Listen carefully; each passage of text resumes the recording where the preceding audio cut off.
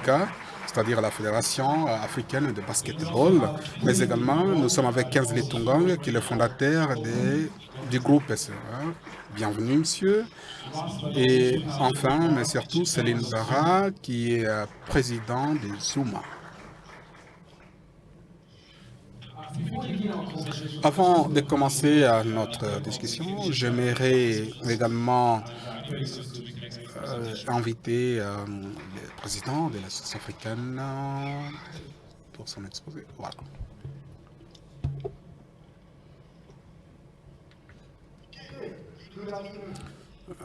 Bonsoir. Très bien, maintenant nous sommes ensemble.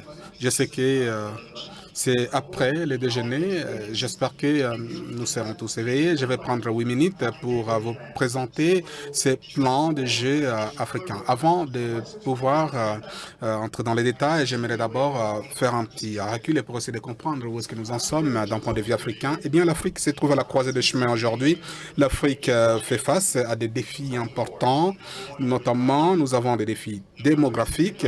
Deuxièmement, c'est des défis économiques. Vous savez, nous avons des récessions, nous avons des problèmes d'inflation, nous avons également des problèmes de dépréciation monétaire et nous avons 16 millions de personnes qui entrent dans le marché d'emploi chaque année. Numéro 3, nous avons également des défis liés au changement climatique. La Banque africaine de développement, donc la BAD, a évalué les coûts des jeux entre 10 à 17 millions de dollars par an. Qu'est-ce que cela veut dire? Cela signifie que nous devons tout d'abord essayer d'analyser la transition vers le développement durable selon différentes perspectives. Tout d'abord, la diversification économique. Nous devons nous assurer que nos économies plutôt traditionnelles, qui semblent ne pas être suffisantes, et pour cela, nous devons essayer de trouver de nouvelles sources de croissance. Et donc, primo, c'est la diversification économique. Secondo, nous devons également essayer d'identifier les voies et moyens de pouvoir autonomiser nos populations et ainsi réaliser de l'impact. Et donc, l'impact, c'est le sport. Et le sport, c'est également générateur de l'impact d'un point de vue économique. Et ça fait 2 à 3% du PIB mondial. Mais quand nous parlons du sport, il s'agit de l'impact économique, mais il s'agit également de la diplomatie sportive, mais également il s'agit de la cohésion sociale. Ça, c'est l'impact social. Et il s'agit également de l'impact sociétal.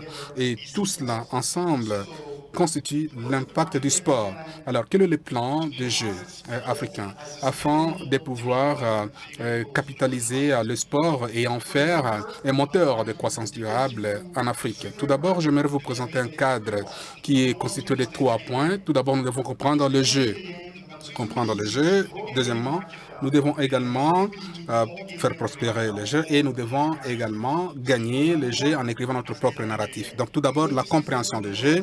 Eh bien, 80% de la population mondiale, c'est en fait 80% de la population mondiale, ce sont des fanatiques de sport. Deuxièmement, la valeur du secteur sportif, c'est 2 à 3% du PIB mondial et une part de croissance économique importante également est représentée par le sport, à part pendant la période de Covid-19. Alors, où se trouve l'Afrique? 0,5%.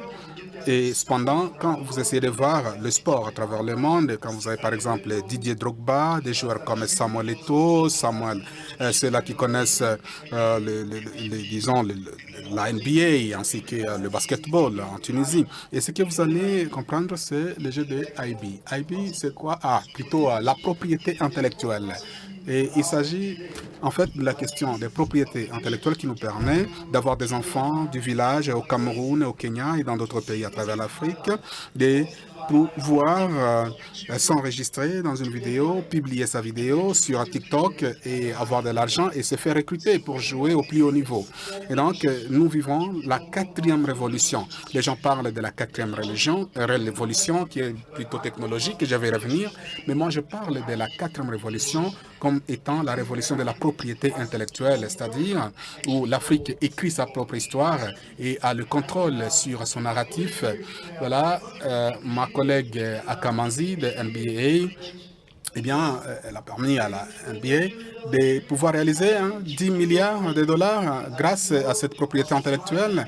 Donc, si vous savez comment le faire et distribuer votre propriété intellectuelle, votre invention sur différentes plateformes, ça, c'est la propriété intellectuelle. Ce que nous avons pensé au niveau de l'Institut africain de sport, c'est qu'il fallait mettre en place une plateforme où les gens vont exprimer leur opinion pour nous parler de la situation du marché, pour essayer de nous parler de où ils trouvent les défis ainsi que les opportunités. Ce sont là les principaux messages. Je ne vais pas entrer dans les détails, mais je pense que le manque de données, ça vous le connaissez, l'accès au financement, les coûts de financement, c'est également un problème. Mais une chose que j'aimerais que vous pourriez retenir concernant cette DIA, c'est que c'est ce qui se trouve là, c'est que 1% du budget des sponsorships sportifs est dépensé en Afrique, 1% seulement. Cependant, nous sommes un marché de 1,4 milliard de personnes. Pourquoi? Nous devons répondre à cette question. Et également, nous voyons le problème des changements, changement de l'environnement des affaires. Cela concerne également nos dirigeants politiques, comment est-ce qu'on peut, par exemple, mettre en place une plateforme innovante afin de pouvoir promouvoir le sport, également collecter les taxes, par exemple. La technologie, nous en avons déjà parlé. On a parlé également de la propriété intellectuelle. C'est également un moteur de ce secteur. Et je vais y aller. Il y a d'abord déjà la survenue des OTT. Les OTT, vous connaissez, c'est maintenant le Netflix du monde. Mais la bonne nouvelle, c'est que maintenant, il y a des organisations africaines qui prennent le devant. Nous avons des équipes locales qui créent leurs propres plateformes d'OTT. Et en termes de chiffres, il s'agit de 6 millions de personnes, de revenus projetés d'ordre de 2 milliards de dollars d'ici 2027. Deuxièmement, également, le secteur sportif est en pleine croissance, 9 milliards en 2018, et on projette qu'à la fin de cette année, ça sera autour de 31 milliards de dollars de chiffre d'affaires. Pour les investisseurs qui sont ici dans la salle, des opportunités d'investissement qui vous permettent vraiment de mettre vos investissements à échelle, à des taux avantagés.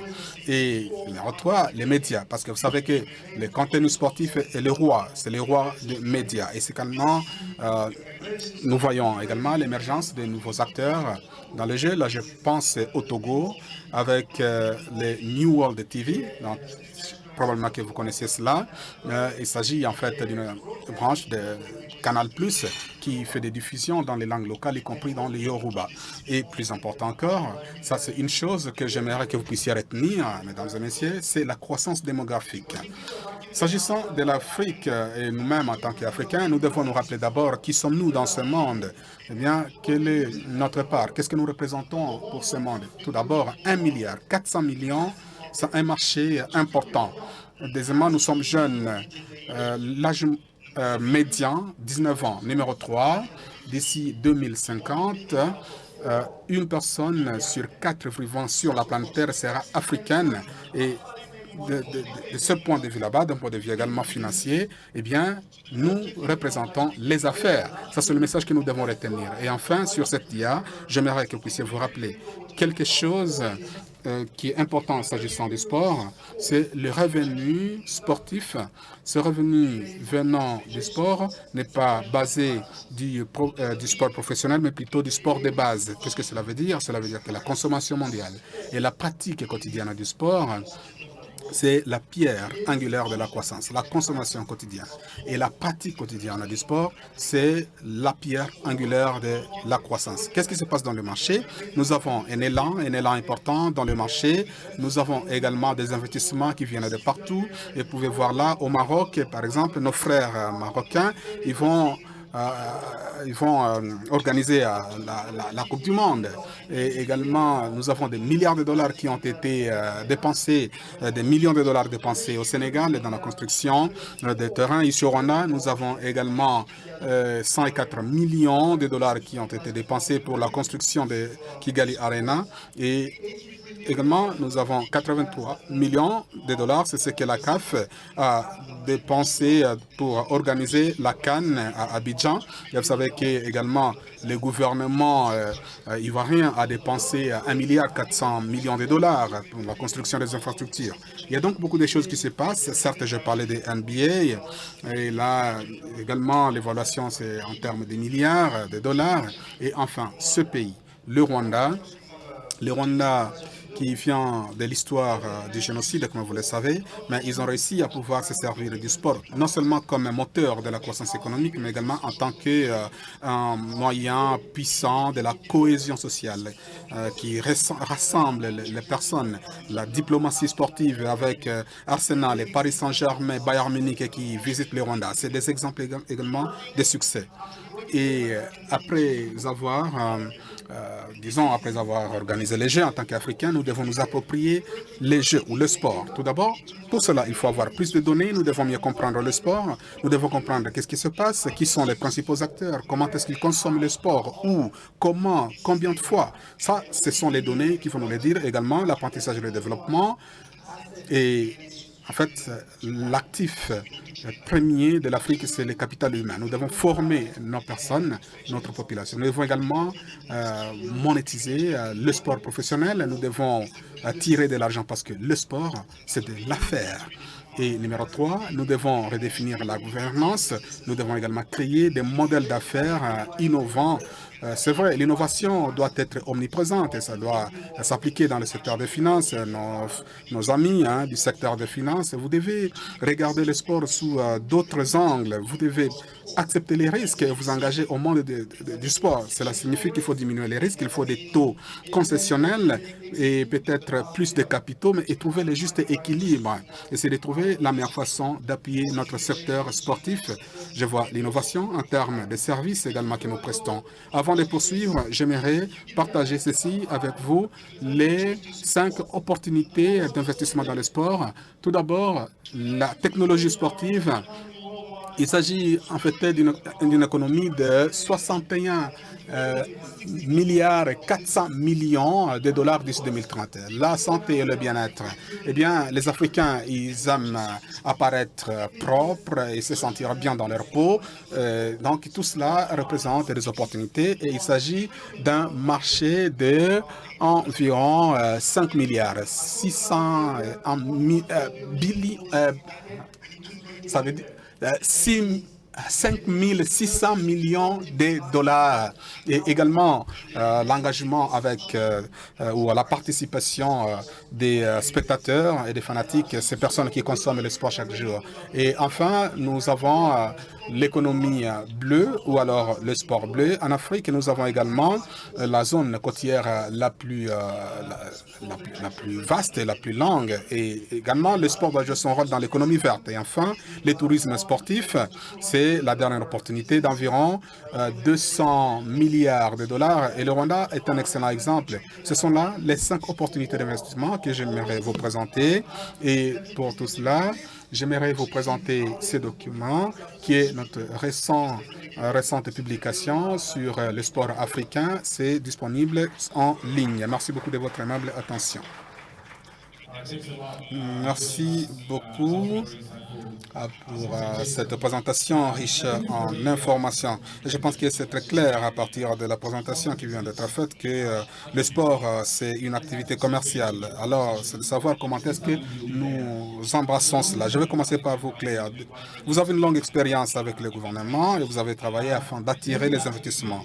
Sur base de votre expérience, quels sont les cadres juridiques que vous pensez réussissent ou marchent bien afin de pouvoir promouvoir l'écosystème sportif ici en Afrique? Merci beaucoup et bonsoir tout le monde. Je suis heureuse d'être ici dans ce forum de PDG africains et de pouvoir rencontrer beaucoup de personnes que je connais. Je vois beaucoup d'amis ici. Il y a des gens que je connais depuis des années avant même d'entrer dans le secteur du sport.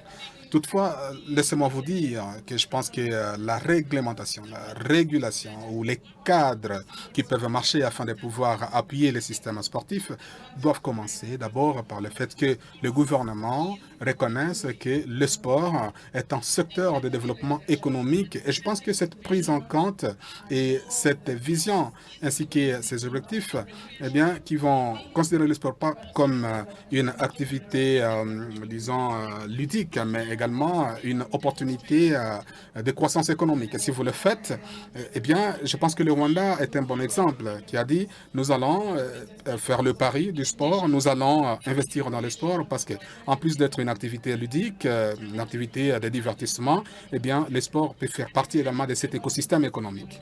Et quand vous parlez de l'écosystème, je regarde à côté, je vois tout un écosystème juste ici, au niveau du panel, en commençant par Céline Souma. Souma, qui vient d'une entreprise de construction, eh bien, il a construit l'arène, disons l'arène ou les stades de sport. Il construit également le stade à Mauro pour le football. Et si nous voyons seulement ces infrastructures, que le gouvernement dise je vais investir dans ces infrastructures parce que je pense qu'il s'agit d'une opportunité économique. Regardez le nombre d'emplois qui ont été créés juste dans la construction des infrastructures. Combien d'événements? Par exemple, ces centres de conférences, on a investi plus de 100 millions de dollars et le sport contribue à environ 15%, 15% je crois, 15% de tout ça vient du sport ici au Rwanda. Et donc, je pense que ça, c'est la preuve que les infrastructures peuvent vraiment contribuer au développement économique. Une fois que vous avez la vision et que le gouvernement accepte d'injecter de l'argent dans le sport, la deuxième chose, c'est de pouvoir éradiquer les barrières aux investissements afin d'appuyer l'écosystème sportif. Excuse me, allow me. Bon, permettez-moi de recevoir Monsieur le Premier ministre de la Côte d'Ivoire. Applaudissons le Premier ministre de la Côte d'Ivoire, s'il vous plaît. De toutes les façons, après cette discussion, nous allons avoir une interview avec le Premier ministre. Ce sera à la fin de cette session. Je pense que vous allez rester. Allez-y. OK, merci beaucoup, bienvenue, Excellence, Monsieur le Premier ministre. La deuxième chose, c'est de pouvoir élaguer les barrières à l'investissement. Donc, quand vous avez la vision en tant que gouvernement et que vous pensez que le sport est un levier de développement économique et que vous essayez d'endiguer toutes les barrières à l'investissement pour attirer les investisseurs, eh bien, je pense que cela peut vous permettre de pouvoir... je pense que Kingley pense à ouvrir une académie ici au Rwanda. Ils le font parce qu'ils pensent que l'écosystème et l'environnement est propice, favorable au sport. Et donc, il faut vraiment rendre ces investissements faciles dans le secteur du sport ou dans tout autre secteur. Et là, il faut vraiment se pencher sur la facilité de faire les affaires, c'est-à-dire la possibilité de pouvoir accélérer les affaires, mais également essayer de diminuer les coûts des affaires. Et l'autre point que je vois dans l'écosystème, c'est au niveau des médias, parce que les médias jouent un rôle important dans le secteur sportif. Je vois, il y a des journalistes de CNN qui sont ici. C'est être également capable de promouvoir la participation des médias. En Égypte, nous avons une entreprise qu'on appelle Sports United. C'est une entreprise publique.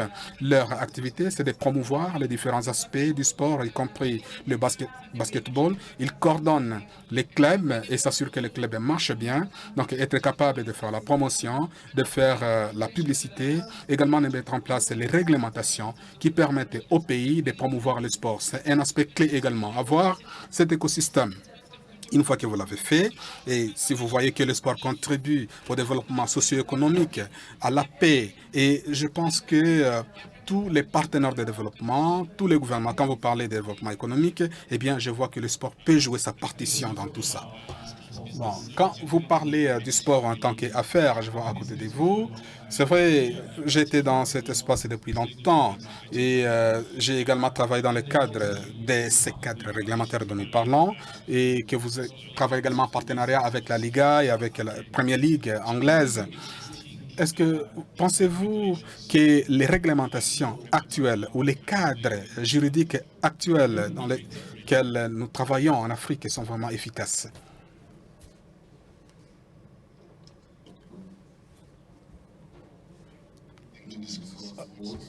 Bon, je suis heureux de parler sport parce que on ne dira jamais assez l'importance du sport.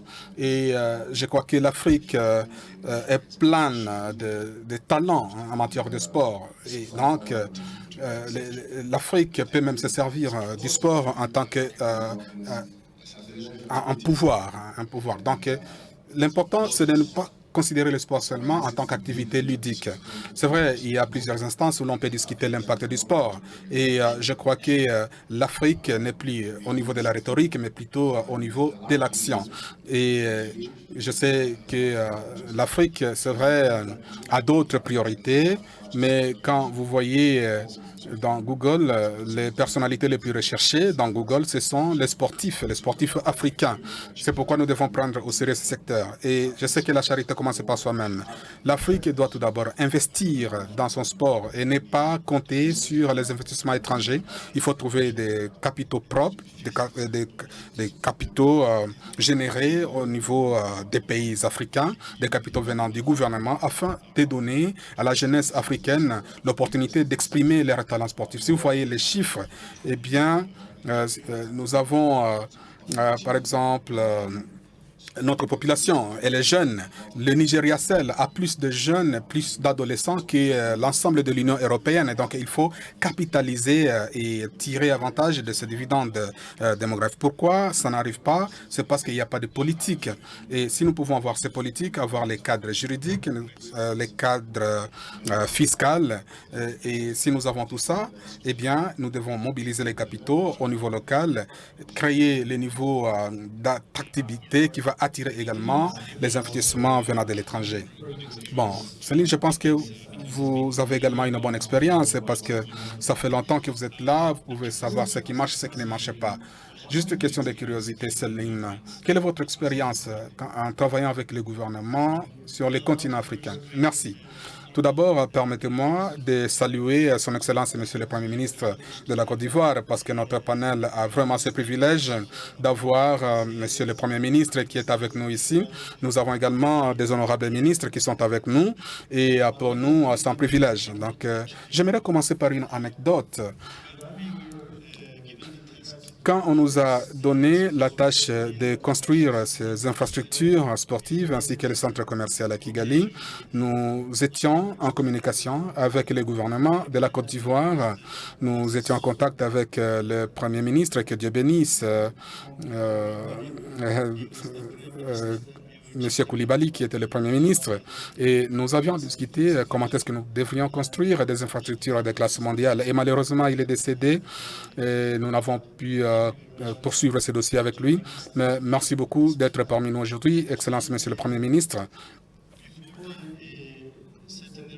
Avant de mettre en place les cadres réglementaires, je crois que le plus important d'abord, c'est le leadership, la volonté politique, parce que c'est le leadership qui donne les instructions, qui donne le temps et tout le monde va suivre. Pour ce qui est du Rwanda, le président Kagame nous a donné des instructions très claires concernant la construction d'un centre sportif dans ce pays. Il ne s'agit pas seulement du football et du basketball, mais aujourd'hui, vous avez vu les terrains à Mauro, et à côté de Amauro, nous avons également un autre terrain d'environ 14 hectares qui est là afin de pouvoir abriter d'autres activités sportives, d'autres disciplines sportives. Et donc, il y a des instructions claires, le leadership, et également avoir des objectifs clairs afin de faire du sport une activité économique et pas seulement une activité ludique.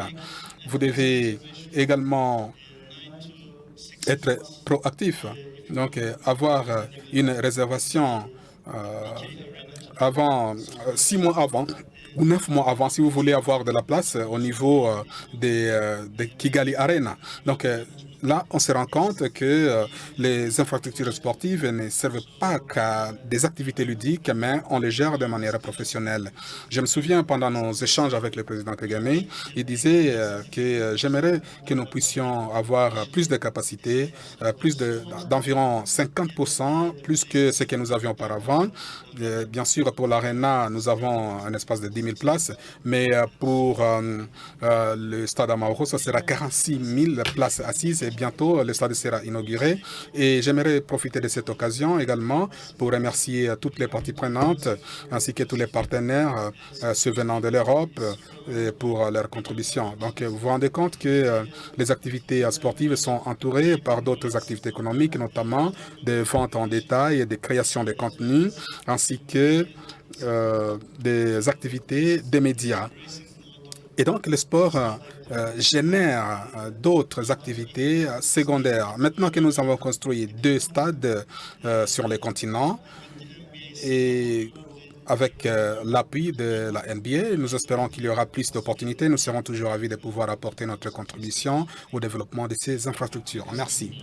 Je suis heureux que vous avez parlé de leadership et de la gouvernance parce que déjà dans la matinée, nous en avions parlé. Et j'aimerais demander à Kinsley, vous vous rappelez très bien qu'on a parlé des risques, notamment des risques autour des structures de gouvernance et de la politique en Afrique. Et quel est l'impact de ces risques sur le développement du sport en Afrique?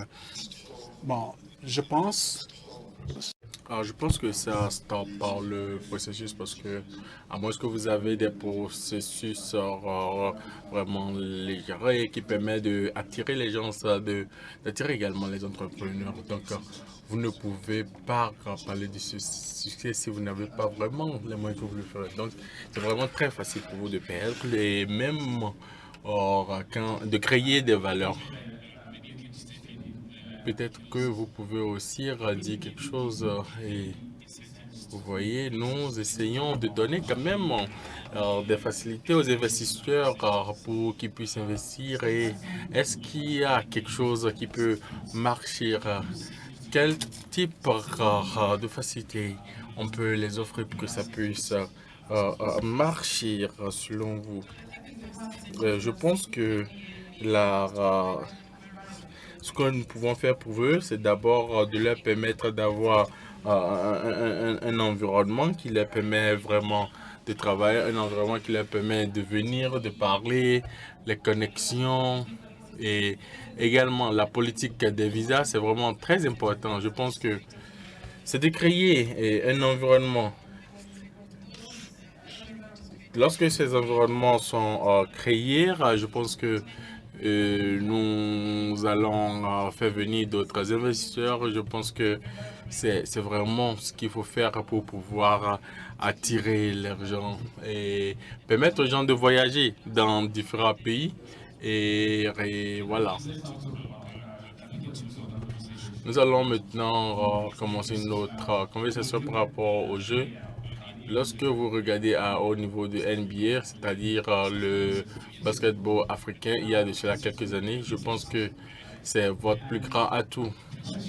La question de savoir, qu'est-ce qui vous encourage à mener une sorte de ligue ici en Afrique? Il faut le dire que ça se passe d'abord ici.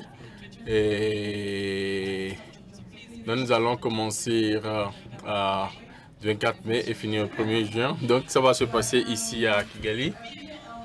Donc, la ligue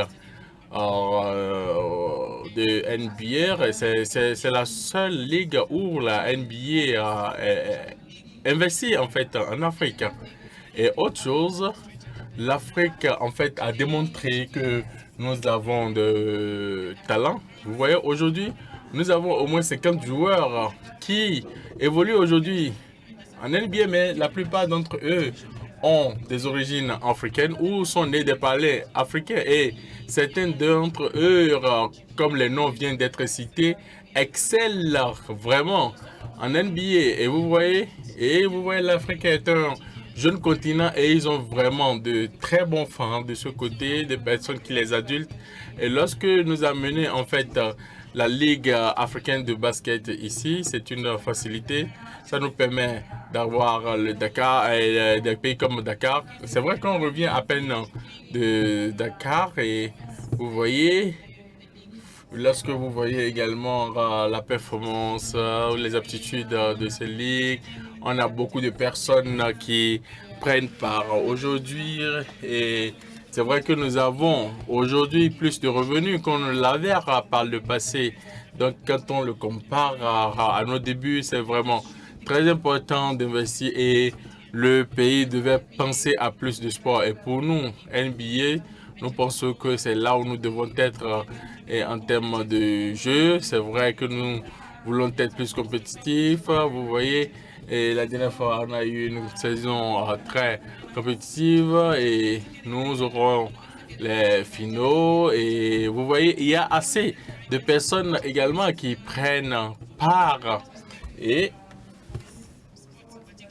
ce sport, particulièrement, deviendra une opportunité, une grande opportunité pour l'Afrique. Et il y a même des académies qui sont en train d'être créées pour pouvoir encourager. Alors, parlons des opportunités. Je sais que vous investissez dans le sport, vous investissez dans d'autres activités, par exemple comme l'académie, vous voyez, ça nécessite un potentiel, mais peut-être, vu que nous avons des investisseurs ici, il faut peut-être parler pour qu'ils puissent faire quelque chose. Oui, écoutez, l'Afrique est un talent où nous avons des jeunes talents. L'Afrique a le potentiel de pouvoir vraiment faire beaucoup. Vous voyez, il y a de cela, il y a de cela 20 ans, vous voyez comment est-ce que les gens migraient vers les pays européens. Mais aujourd'hui, l'Afrique est en train d'être un continent qui se développe, qui produit des talents. Et lorsque vous regardez par exemple l'Italie, l'équipe de l'Italie, ça veut dire on a seulement 6 joueurs italiens qui jouent dans l'équipe. Donc, nous devons créer une plateforme où nous devons avoir plus d'opportunités, plus de talents, plus d'opportunités pour créer et célébrer nos éléments de façon mondiale. Et nous avons les médias aussi qui peuvent nous permettre d'attirer beaucoup de talents. Donc, permettez-moi d'ajouter Kinsley. Il y a de cela une semaine, je parlais à un ami et je lui disais je lui ai demandé, mais quand tu vas grandir, tu vas faire quoi? Il me dit, mais écoute, je veux jouer à la NBA. Et je lui ai demandé, écoute, as-tu jamais entendu parler de la Ligue de l'Afrique en termes de basket? Et c'est pour dire qu'il y a une alternative pour jouer sur le continent. Et lorsque vous avez 50 joueurs qui sont dans la NBA, nous, je pense que c'est ce que vous venez de dire. Pour les enfants, par exemple, on ne doit pas leur laisser penser seulement que c'est à l'extérieur qu'ils peuvent évoluer et exceller. On doit déjà inculquer aux enfants qu'ils peuvent aussi exceller sur le continent africain. Et à part investir en Afrique, dans les stades, nous avons aussi remarqué qu'il y a beaucoup d'autres choses, d'autres activités parallèles qui arrivent quand même à constituer en fait des centres d'attraction. Et lorsque nous parlons par exemple de booster le sport ou booster les activités sportives, qu'est-ce qu'on peut faire d'autre selon vous?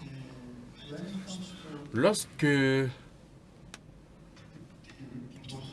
nous parlons du portfolio des projets, on a tendance à intégrer tout ce que nous commençons et continuer avec la prochaine étape.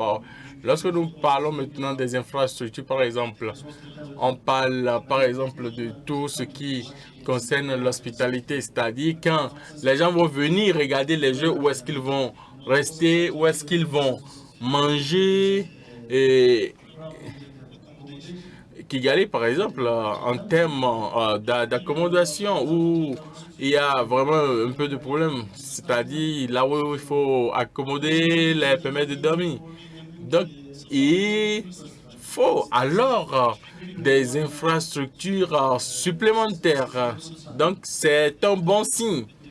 Et la division ou le département de leadership, ils vont certainement, de façon complémentaire, voir comment est-ce qu'il faut compléter ces infrastructures.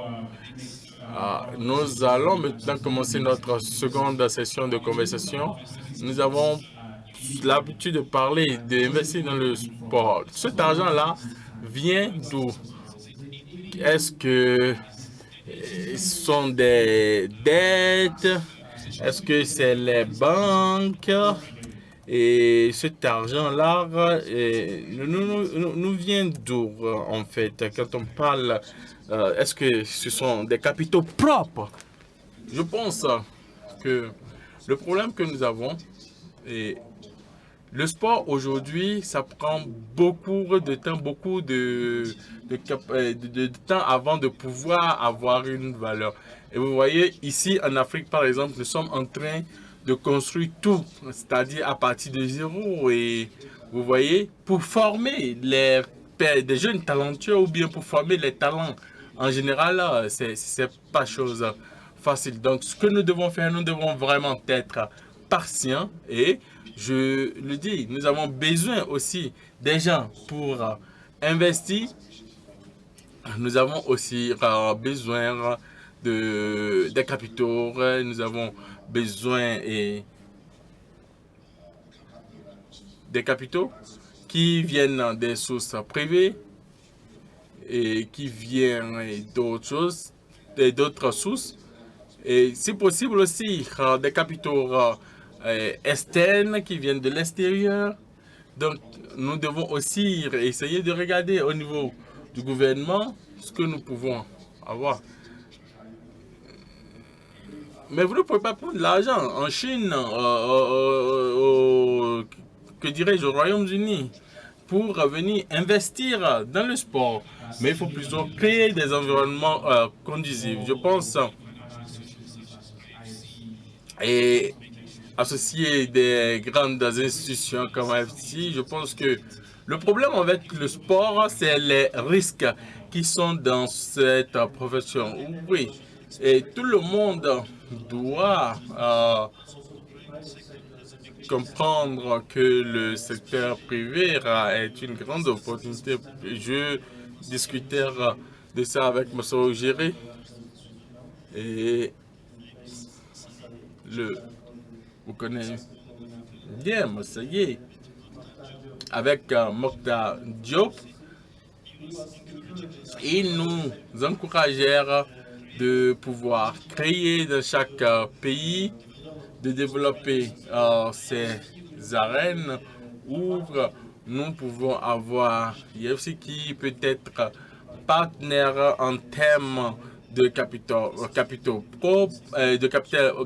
propres, oui, et également beaucoup d'autres institutions financières ont compris ce qu'on était en train de dire et je pense que c'est vraiment le temps de pouvoir voir quelle est la faisabilité et de revoir les différentes stratégies et voir quelles sont les entrées et voir ce qu'il faut faire.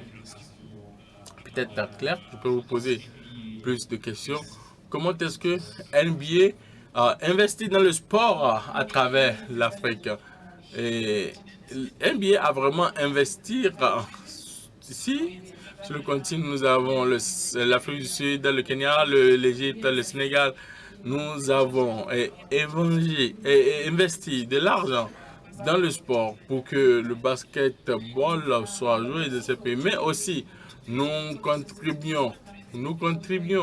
Parce que lorsque nous arrivons à un événement et que nous arrivons à faire, d'habitude, nous faisons tout possible pour apporter les ligues et ça nous permet que ça nous permet de pouvoir développer cet écosystème du sport. Et aujourd'hui, quand vous voyez les types de conversations que nous avons aujourd'hui, j'aurais bien voulu avoir ces conversations il y a de cela 5 ans. Parce que vous voyez, aujourd'hui, on comprend mieux le sport et on comprend qu'il y a des opportunités pour investir. Oui, j'ai des amis qui me demandent est-ce que je peux investir dans le tech? Est-ce que je peux investir dans beaucoup de choses? Donc, comme je le disais tantôt, ce sont des opportunités. Il y a beaucoup d'opportunités. Et c'est vrai que les infrastructures constituent aujourd'hui un autre aspect de cette question, vous voyez. Et le secteur du sport, c'est un secteur où vous créez plus d'opportunités. Certes, il faut reconnaître qu'il y a des défis, mais lorsque quelqu'un décide d'aller jouer le sport, d'aller faire le sport, pratiquer le sport, il apprend quelque chose de nouveau, il développe de nouvelles compétences et le sport, en fait, je pense que ça devait être, ou bien c'est même une priorité. Donc, que ce soit les partenaires, que ce soit une dette, que ce soit des capitaux propres, lorsque ce sport soutient les communautés, je pense que c'est vraiment bien et c'est ce que nous devons faire. C'est ce qui devait être c'est-à-dire quelque chose de collectif que nous devons faire. Alors, pouvez-vous nous dire combien ça génère à l'économie, c'est-à-dire NBA, si NBA rencontre des défis, cependant, combien vous pouvez estimer ce que vous générez comme économie? C'est vrai que nous ne devons pas donner les chiffres ici, et c'est vrai que nous dépensons en dollars. Il faut reconnaître que nous ne devons pas tout dire ici parce que nous sommes, vous voyez, les figures, les chiffres ne dévoilent pas tous les chiffres. Mais au moins, vous êtes content lorsque vous avez un événement de sport. Ici, par exemple, au Rwanda, lorsque nous avons d'autres conférences qui viennent autour de ça, vous allez voir qu'il y a des hôtels, les restaurants qui ont, eux aussi, le pays, c'est une manière d'amener des affaires pour ce pays. Et ce que j'ai aussi remarqué qui était vraiment très intéressant, je pense que NBA est vraiment un contributeur autant pour moi. Parce que lorsque nous apportons les professionnels, c'est pour en fait encourager les talents, c'est pour encourager les talents, l'excellence, comme vous le voyez à la TV, à la télévision. Donc, nous essayons de construire le continent. Ce que vous avez vu qui est en train d'être fait, ceci a été inspiré par l'Afrique. Et vous allez comprendre également, parce que lorsque je suis les nouvelles, je vois comment est-ce qu'on annonce pour dire qu'on parle de la FIFA, de UCA, on parle de tel. C'est pour vous dire en fait que c'est possible. C'est bien possible tout ce que nous faisons. Et je pense que les gens vont peut-être penser que tout ce que nous faisons, c'est vraiment de la théorie. Est-ce que c'est nous pouvons parler maintenant de l'argent? Oui, ainsi. Est-ce que vous faites, ou du moins, vous gagnez de l'argent? Est-ce que vous gagnez de l'argent dans votre secteur d'activité? Est-ce que vous pouvez mieux nous dire, mieux nous expliquer? Parce que les gens aimeraient comprendre comment est-ce qu'il faut investir, pourquoi devons-nous investir? Maintenant que vous êtes là, j'aimerais vraiment que vous puissiez prendre la parole et convaincre les gens pour qu'ils puissent investir. Si vous pouvez, pourquoi ne pas le faire? C'est vrai, et vous voyez, nous parlons des infrastructures aujourd'hui. Et quand il s'agit de la construction, et vous voyez, la construction, par exemple, nécessite beaucoup d'argent parce que il faut vraiment amener de l'argent pour pouvoir le faire. Ce n'est pas vraiment facile. Mais, autre chose, il faut faciliter. C'est pourquoi ce n'est pas seulement un contrat, mais c'est également une solution, tout un pour de temps en temps pour permettre de faire. Alors, est-ce que vous pouvez nous donner quelques pays qui sont encore réticents à vraiment investir dans le sport? Est-ce que c'est parce qu'ils ont perdu une position ou bien qu'est-ce que vous allez dire aux pays encore qui sont derrière et qui sont réticents à vraiment s'investir dans le sport? Micro. Ce que nous pouvons faire, c'est juste de les encourager et leur permettre de prendre une décision au lieu de rester derrière et de prendre une décision et de trouver les bons partenaires. Voilà ce que je recommande généralement, très simplement, de façon vraiment simple. Je pense que nous allons aussi parler de ça parce que à travers l'Afrique, il y a beaucoup de choses dans lesquelles, ou bien des secteurs dans lesquels vous pouvez vous faire de l'argent. Donc, des secteurs où vous avez le fonctionnaire. D'accord. Dites-nous alors où est-ce que le NBA africain peut vraiment mettre trouver ou constituer une base qui leur permet d'avoir de l'argent.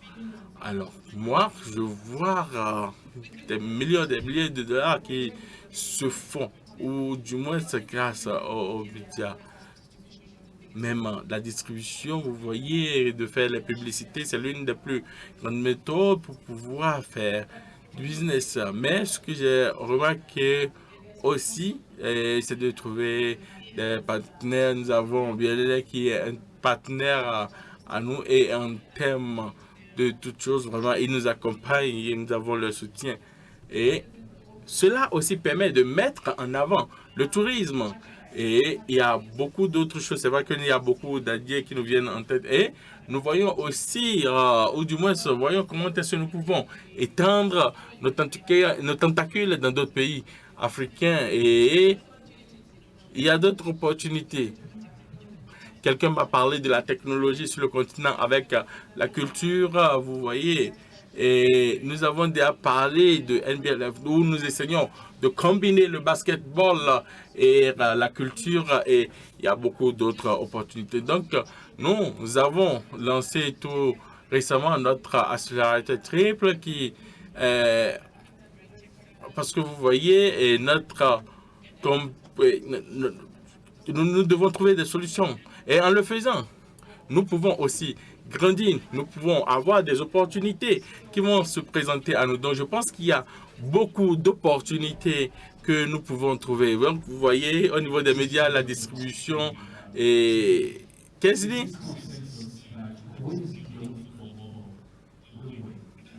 Et selon vous, pourquoi ne pas avoir, par exemple, des deals gagnants? Ou comment est-ce que vous essayez de promouvoir cela? Plus précisément, parce que nous avons plus de la moitié de la population africaine qui est... Je me rappelle que j'ai mentionné cela, parce que je l'ai déjà dit que nous devons essayer de façonner notre marché. Vous voyez? Et si vous voulez vraiment le faire, vous devez avoir des partenaires, vous devez essayer d'avoir vraiment de connectivité, des connexions si vous voulez. Et il faut reconnaître qu'à notre niveau, nous avons l'un des plus grands projets et qui va nous permettre d'avoir d'autres partenaires et rendre notre idée vraiment viable. Et je pense qu'il a raison parce qu'il a parlé du coût de la construction. N'oubliez pas, par exemple, TV et au Nigeria, comment est-ce qu'ils se sont sentis en termes d'échecs. Vous voyez, l'Afrique est appelée à grandir. Tous les potentiels que nous avons n'est pas encore développé. Vous voyez, l'Afrique a encore des talents. Et si le gars a des dollars à dépenser, la manière dont il planifie ce dollar contre l'inflation, nous devons en fait essayer d'adapter notre continent avec la réalité de l'économie, parler, trouver des produits qui sont moins chers et essayer de voir comment est-ce que nous pouvons étendre notre économie, parce que dès qu'on le fait, c'est que nous avons plus de richesses. Mais vous voyez, vous ne pouvez pas le faire sans richesse. Donc voilà ce que moi je suis en train de proposer. Et je pense que ce que nous devons faire, c'est de comprendre le marché. Parce que lorsque vous comprenez le marché, c'est vraiment très important. Et si vous combinez par exemple toutes les télévisions, tout SDV, etc., ou soit si vous prenez par exemple, vous avez par exemple plus de 3 millions qui ont souscrit. Donc, quelque chose que nous avons appris, c'est que si vous voulez vous enregistrer par exemple pour le sport et faire par exemple un enregistrement pour la semaine ou je ne sais pas, c'est à vous de voir comment est-ce que vous pouvez faire pour que les gens puissent payer ou s'inscrire une journée. Donc, c'est vraiment une leçon très importante qu'ils ont donnée au monde. Je pense que c'est ce qu'il faut faire et ça vous permet d'utiliser ou du moins ça avoir plus de personnes qui auront accès à ça. Alors, Aslim,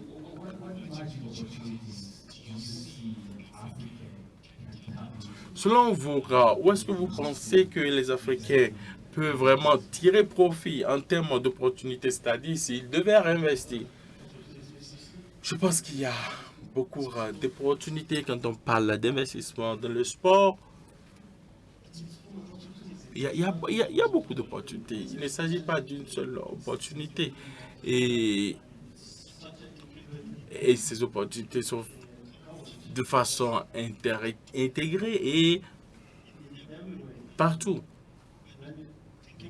Lorsque vous pensez seulement au basketball, vous pensez que c'est seulement le type de sport qui est limité. Mais voilà, et l'Italie qui a par exemple d'autres sports, par exemple courir et bien d'autres choses. Même vous voyez qu'il y a beaucoup d'autres activités secondaires qui peuvent être développées. Donc, ce qui est important ici, c'est de développer et considérer d'autres opportunités, parce que moi, je vois des opportunités, même la Formule 1, c'est-à-dire nous pouvons même avoir motosport qui peut constituer, en fait, qui peut constituer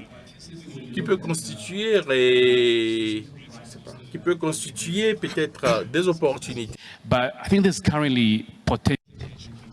Je pense qu'il y a actuellement une certaine tension en termes de professionnalisation du sport, également la maximisation des recettes ou des revenus. Parce que les droits de distribution, quand on les vend, eh bien, parfois, ça cause des déficits en termes de performance. Donc, on peut, par exemple, avoir des pertes dans ce processus. Et comment changer alors cette situation? Donc, je pense que la première chose pour ce qui est de l'Afrique, c'est de pouvoir avoir d'abord une proposition de valeur. Donc, il faut avoir des bons produits. Si vous vendez des produits de moindre qualité, eh bien, ça sera un problème. Si vous regardez, par exemple, la Ligue anglaise, la Premier League, eh bien, elle est la plus célèbre au monde parce que elle a aussi des produits de qualité. Donc, il faut avoir des produits que l'on peut exporter, des produits qui attirent les consommateurs. Quand vous le faites, eh bien, les droits de vente ou de distribution, c'est pas un problème. Il faut avoir ces droits disponibles et cela dépend tout simplement de la qualité des produits. Merci beaucoup, mesdames et messieurs. Une fois de plus, je pense que nous sommes à la fin de notre discussion des panels, mais permettez-moi quand même de poser une ou deux questions avant de partir. Super. Bon, apparemment, tout le monde est satisfait par ce qui a été dit. Mesdames et messieurs, permettez-moi encore une fois de plus d'applaudir nos panélistes. Merci beaucoup, Madame Claire. Merci beaucoup, Salim. Et merci beaucoup, Kansley.